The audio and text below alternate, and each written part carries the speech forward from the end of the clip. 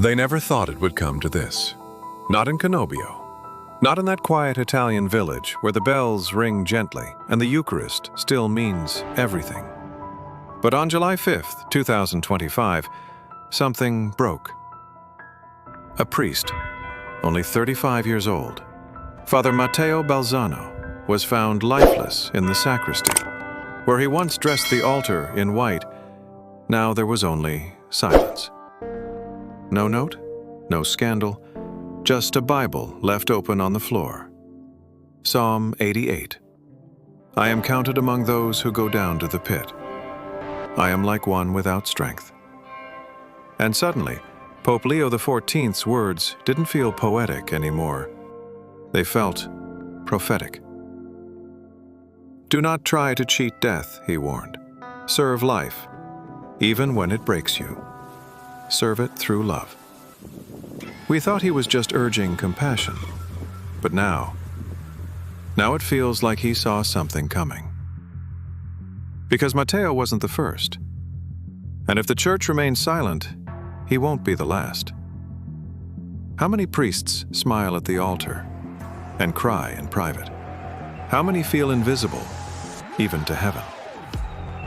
Just 5 days before Matteo fell into eternal silence, another voice of mercy quietly slipped into glory.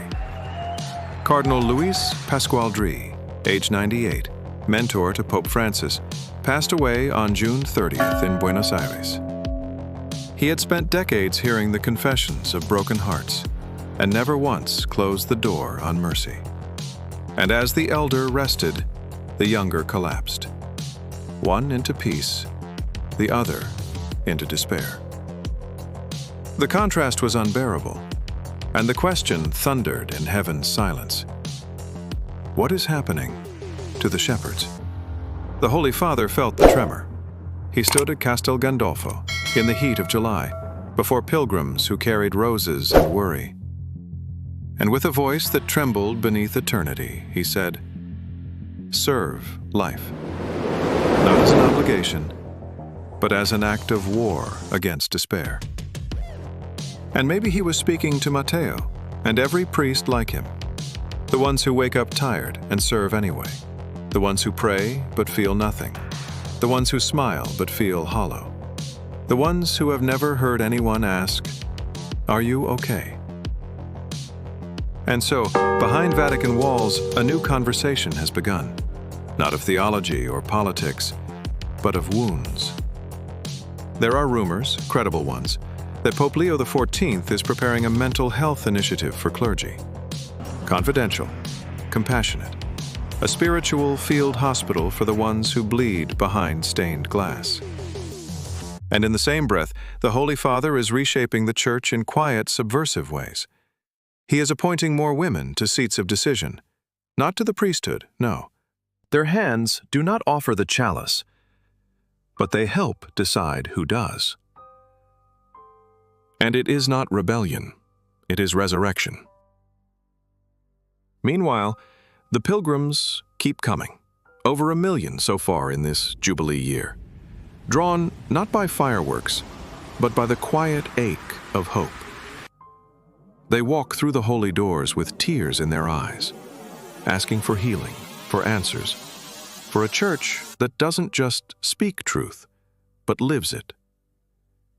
And now the church is listening, not just to applause, but to pain.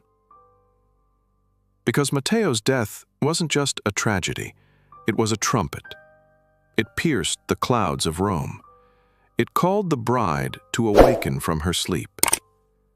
The silence of the priesthood has become too loud to ignore, and Pope Leo knows.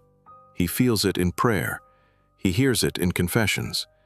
He sees it in the tired eyes of young priests who give everything and wonder if it matters. And so he moves, deliberate, slow, but never passive. He is not a lion. He is a lamb who has learned how to bleed without bitterness. And the Spirit, yes, the Spirit, is stirring something deeper. A new era, one not of thunder, but of trembling, not of shouts, but of tears that water the altar. Father Matteo, wherever your soul now rests, know this: you were not forgotten. Your silence was heard. Your death is not your legacy. Your cry is now a commission. To every believer who has ears to hear, love your priests. Pray for your priests. Ask them, "How is your soul?" before you ask for anything else. Because the ones who carry Christ to you are often the ones who feel furthest from Him. But not for long, because heaven is answering, and the church is trembling toward revival. The bells still ring in Cannobio, but now they echo differently. They echo with a name, Matteo, and a promise, life. But do you really think this is only about one death, one priest, one heartbreak in Cannobio? No, no, beloved. This is only the beginning. Because when Father Matteo fell, it wasn't just the silence of his own soul we heard. It was the trembling of something deeper. A rift, a warning, a crack in the wall of the sanctuary itself. Behind marble and gold, behind vestments and Latin, there are chambers in the Vatican where light no longer reaches. And in those halls, not everyone serves the Lamb. Yes, the church is divine, but the church is also wounded, and the bride of Christ, others know them only by code. But they are there, guarding secrets, sealed in papal archives, protecting sins wrapped in incense. And yet, the Holy Spirit is not mocked. What is hidden shall be shouted from rooftops. What was buried shall be brought to judgment. Because the bride must be purified. And it will not be gentle. It will not be painless. But it will be holy. Rises. Pope Leo XIV knows this. He does not say it aloud, but his eyes have seen things. And those who walk closely with him, like Cardinal Tegli, they speak with urgency now, with sorrow, with fire. Because the church is standing on a hinge, a prophetic threshold. One way leads to sanctification, the other to a counterfeit gospel. And every bishop, every cardinal, every soul must choose who they serve. This is not a political game. This is not about liberal or conservative. This is war. A spiritual war between heaven and hell, between light and false light. Rises, and in the middle of it all is the Pope. A man chosen not by ambition, but by fire. A man whose election stunned the conclave and silenced the world. Leo XIV is not the man they expected. He is not the man many wanted, but he is the man God sent. And now, he walks the stations of the cross in real time.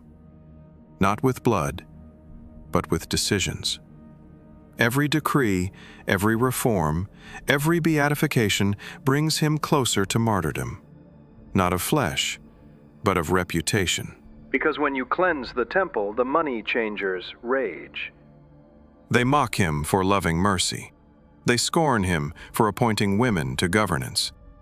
They twist his words, especially when he speaks of mental health, of hidden suffering, of serving life. But they do not understand. He is not speaking politics. He is speaking prophecy.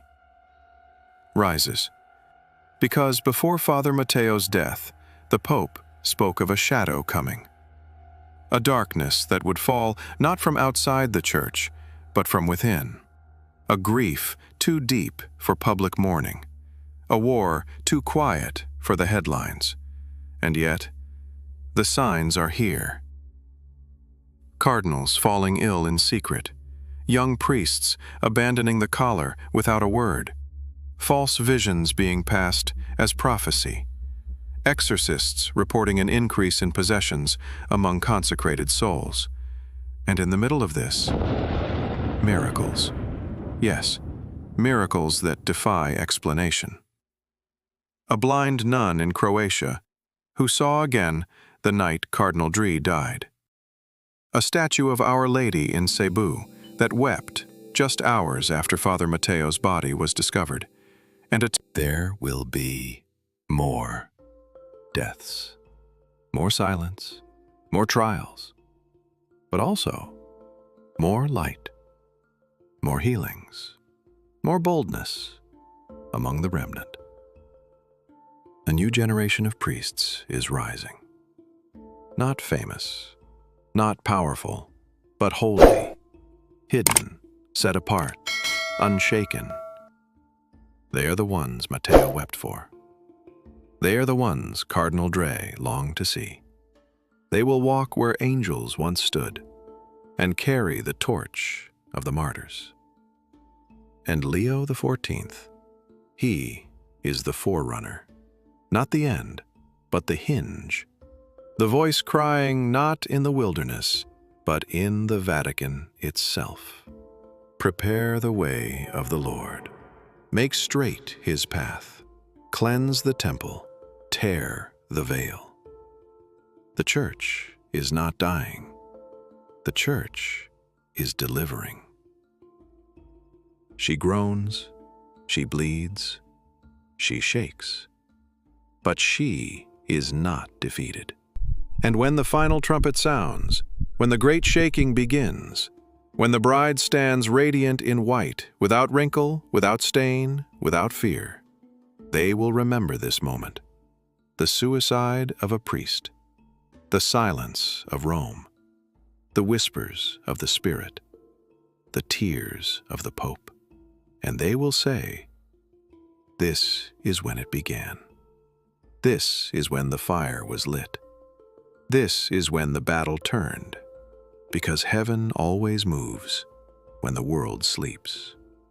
As heaven stirred, the enemies within awakened. For every move of God, the shadows answer. In the heart of Rome, a secret dossier passed hand to hand, sealed in crimson wax, marked with a sigil last seen under Leo XIII. Its title, Ad Gloriam Falsum, to the false glory. It named 5 cardinals, 2 archbishops, and a bishop freshly anointed. Not servants, but survivors, plotting to outlive the bride's purification. They call themselves Custodes Sanguinis, guardians of the bloodline. They serve lineage, not spirit. They believe the church can be saved by power, not purification. But the bride needs no saving from without. She needs cleansing from within. Across Europe, exorcists report one phrase, Leo tenebras cumbere. Leo will burn the darkness. They fear him because they know who walks with him. In Ethiopia, the Eucharist bled. In Sicily, a relic vanished, then appeared in a child's dream. In Manila, a crucifix turned east and wept. The veil is thinning. Heaven is moving. Pope Leo now prays through the night, weeping before the Black Madonna, because the fire will fall. Every mask will melt, and when all is stripped away, only Christ will remain. And his bride, radiant, shining, purified by fire, she is ready, rises, and the Lamb will rise, and the church will not just survive, she will reign. Prepare the way. The trumpet is near, and the church is about to rise. Amen.